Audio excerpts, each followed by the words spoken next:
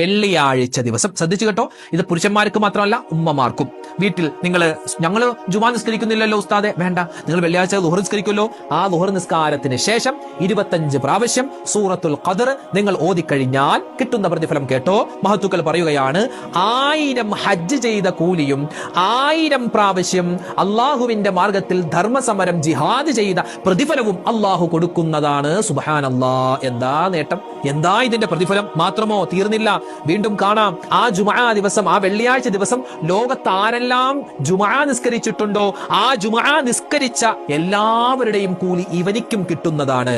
ഇനിയോ അവൻ മരിച്ചു കഴിഞ്ഞാൽ ഖബറിൽ നിന്നും എഴുന്നേൽക്കുന്ന സമയം ഈ സൂറത്ത് ഓതിക്കൊണ്ട് അവൻ എഴുന്നേൽക്കും. മഹാനായ ഇസ്രാഫീൽ എന്ന മലക്ക് സൂറെന്ന കാഹളത്തിൽ ഊതി മരണപ്പെട്ട എല്ലാവരും ഖബറിൽ നിന്നും പുറത്തേക്ക് മഹ്ശറയിലേക്ക് വരുമ്പോൾ ഇയാൾ എന്ത് സൂറത്തുൽ ഖദർ ഇങ്ങനെ ഓതിക്കൊണ്ടായിരിക്കും അയാൾ മഹ്ശറയിലേക്ക് വിചാരണയ്ക്ക് വേണ്ടി പോവുക എന്ന് നമുക്ക് ഇതിന്റെ തഫ്സീറിൽ കാണാം.